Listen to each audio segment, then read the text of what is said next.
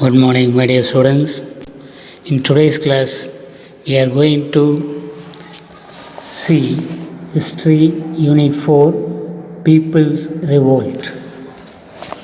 The establishment of political and economic dominance by the British over many parts of India after the Battle of Plassey disrupted the political, social, and economic order of the country. The English assumed the right of collecting the annual tribute from the Palayakkarar. The first resistance to the British was offered by the Pulithevar. Since then, there had been rebellions by Palayakkarars. Origin of Palayam. The Vijayanagar rulers appointed Nayaks in their provinces. The Nayak of Madurai in turn appointed Palayakkarar. Vishwanatha became the Nayak of Madurai in 1529. He noticed that he could not control the chieftain who wanted more powers in their provinces. So, Vishwanatha instituted Palayakkarar system in 1529. The whole country was divided into 72 Palayams, and each one was put under a Palayakkarar. These Palayams were held in military tenure and extended their full cooperation to be need of the Nayaks. The Palayakkaras collected taxes, of which 1/3 was given to the Nayak of Madurai, another 1/3 for the expenditure of the army, and rest was kept for themselves. Early revolts of South India. Revolts of Palayakkaras. During the 17th and 18th centuries, the Palayakkaras played a vital role in the politics of Tamil Nadu. Among the Palayakkaras, there were two blocks, namely the eastern and the western blocks. The eastern Palayams where the Nayaks ruled under the control of Kattabomman, and the western Palayams where the Maravas ruled under the control of Pulithevar. These two Palayakkaras refused to pay the kist or tribute to the English and rebelled. The early struggle between the Palayakkaras and the East India Company had a strong political dimension. By the Carnatic Treaty of 1792, the English got the right to collect taxes. The result was the outbreak of the revolt of Palayakkas.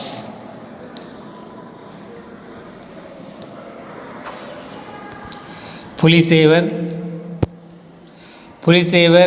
was a Palayakkarar of the Nirkattum Seval near Tirunelveli. During his tenure, he refused to pay the tribute. Hence, the forces of Nawab of Arcot and the English attacked Pulithevar. Combined forces were defeated by Pulithevar at Tirunelveli. Pulithevar was the first Indian king to have fought and defeated the British in India. After this victory, Pulithevar attempted to form a league of the Palayakkas to oppose the British and the Nawab. In 1759, Nirkattum Seval was attacked by the forces of Nawab of Arcot under the leadership of Yusuf Khan. The Nawab forces captured Nirkattum Seval in 1761. Pulithevar, who lived in exile, recaptured Nirkattum Seval in 1764. Later, he was defeated by Captain Campbell in 1767. Pulithevar escaped and died in exile without fulfilling his purpose. Veerabhandiya Kattabomman. The ancestors of Kattabomman belonged to Andhra. They migrated to Tamil country during the 11th century. As a feudatory under Pandyas, Jagaveera Pandiya Kattabomman ruled Veerabhandiyapuram. Panjalangurichi was his capital. He was succeeded by his son Veerabhandiya Kattabomman. His brothers were Umathurai and Sevathaiya. Nawab of Arcot. After the decline of the Vijayanagar Empire, the Mughals established their supremacy in the south. The Nawabs acted as their representatives in Karnataka. Panchalamkurichi Palayam was acted as an ally to the Nawab of Arcot, hence it paid tribute to the Nawabs. Based on the Carnatic Treaty of 1792, the company gained the right to collect taxes from Panchalamkurichi.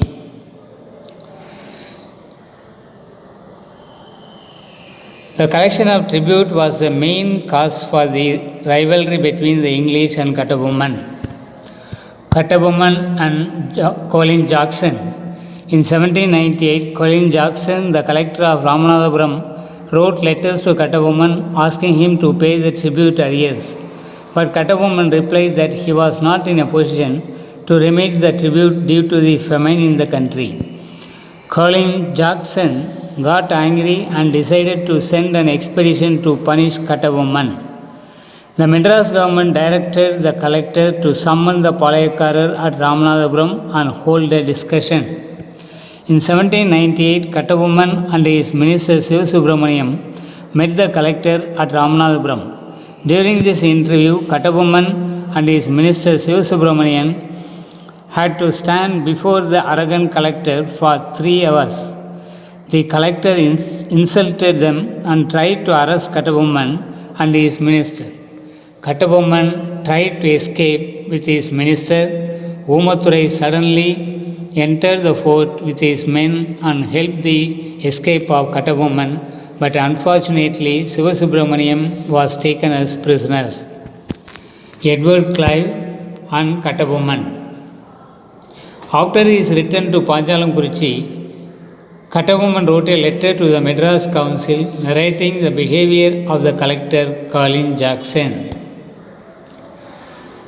The Madras Council directed Kattabomman to appear before a committee. Meanwhile, Edward Clive dismissed the collector for his misbehavior and released Sivasubramaniam. Kattabomman appeared before the committee. The Conferency of Palayakaras. During that time, Marudupandiyar of Sivagangai formed the South Indian Confederacy of Rebels against the British. This confederacy declared a proclamation which came to be known as Tiruchirappalli Proclamation. Kattabomman was interested in this confederacy. He tried to establish his influence over Sivagiri, who refused to join with alliance of the rebels. Kattabomman advanced towards Sivagiri, but the Palayakar of Sivagiri was a tributary to the company. So the company considered the expedition of Kattabomman as a challenge to their authority. So the company ordered the army to march to Panchalamkurichi. Fall of Panchalamkurichi. Major Bannerman moved his army to Panchalamkurichi on 5th September. They cut off all the communications to the fort. In a clash at Kallarpatti, Sivasubramaniam was taken as a prisoner. Kattabomman escaped to Pudukottai. Vijay Raghunatha Tondaiman, Raja of Pudukottai, captured Kattabomman from the jungles of Kalapur and handed over to the company. After the fall of Panchalamkurichi, Sivasubramaniam was executed at Nagalapuram. On 17th October 1799, Kattabomman was hanged at the fort of Kayatha. Velu Nachiyar was a queen of Sivagangai at the age of 16. She was married to Muthu Vaduganathar, the Raja of Sivagangai. In 1772, the Nawab of Arcot and the British troops invaded Sivagangai. They killed Muthu Vaduganathar in Kalayar Koil battle. Velu Nachiyar escaped with her daughter Vellachi Nachiyar and lived under the protection of Gopala Nayakar at Viruppachi near Dindikkal. During this period, she organized an army and employed her intelligence agents to find where the British stored their ammunition. She arranged a suicide attack by a faithful follower, Kuili. Velu Nachiyar recaptured Sivagangai and was again crowned as queen with the help of Marudhu brothers. She was the first queen to fight against the British colonial power in India. She is known by the Tamils as Veeramangai and also known as Jhansi Rani of South India. Marudhu brothers were the sons of Mukkaya Palaniyappan and Ponnathal. The elder brother was called as Periya Marudhu and the younger brother Chinna Marudhu. Chinna Marudhu was more popular and was called Marudhu Pandiyan. Chinna Marudhu served under Muthu Vaduganatha Periya Udaya Devar of Sivagangai. In 1772, the Nawab of Arcot laid siege of Sivaganga and captured it. Muthu Vaduganatha Periya Udaya Devar died in the battle. After a few months, Sivagangai was recaptured by Marudhu brothers and Periya Marudhu was enthroned as the ruler.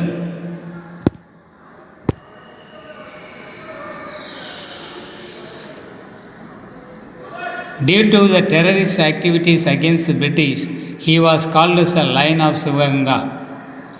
Causes for the conflict: Kattabomman was hanged to death and his brother Oomathurai and others fled to Sivagangai, where Marudhu Pandiya gave protection to them. The merchants of Sivaganga did not like the interference of the company in their internal politics.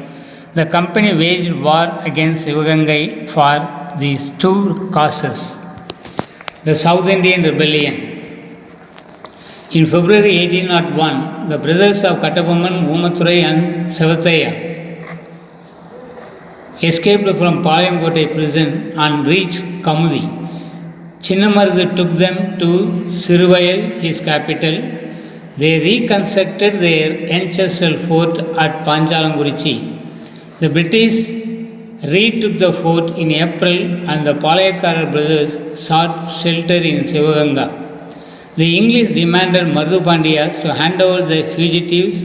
The latter refused. Colonel Agnew and Colonel Innes marched against them. The Palayakkarar war assumed a much broader character than its predecessor. It was directed by a confederacy consisting of Marudhu Pandiyar of Sivaganga, Gopala Nayak of Dindigul, Kerala Verma of Malabar, and Krishnappa Nayak and Thuvandaji of Mysore. The English declared war against the confederacy. The Tiruchirappalli Proclamation.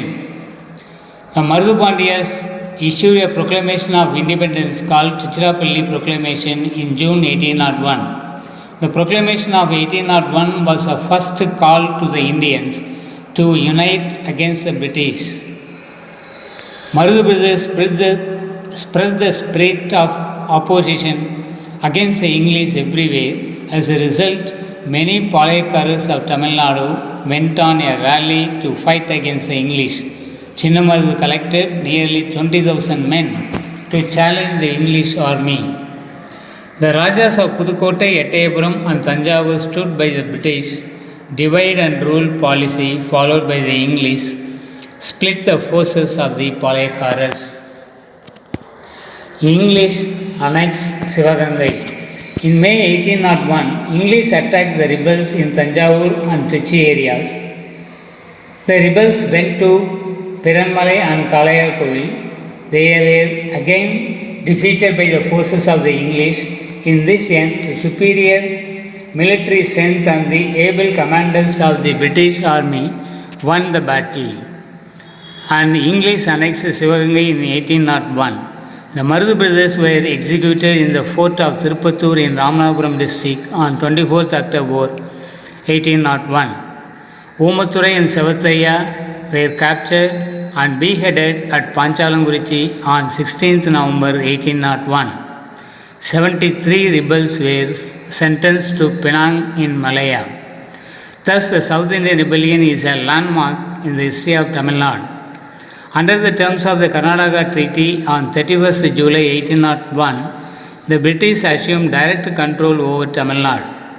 The Palayakkara system was abolished. Dheeran Chinnamalai was born at Melapalayam in Chenimalai near Erode. His original name was Tirthagiri. He was a Palayakarar of Kongu country who fought the British East India Company. The Kongu country, comprising Salem, Coimbatore, Karur and Dindikkal, form a part of the Nayak kingdom of Madurai, but had been annexed by the Udayas of Mysore. After the fall of the Udayas, these territories along with Mysore were controlled by the Mysore Sultan. After the third and fourth Mysore Wars, the entire Kongu region passed into the hands of the English. Dhiran Chinnamalai was trained by French military in modern warfare.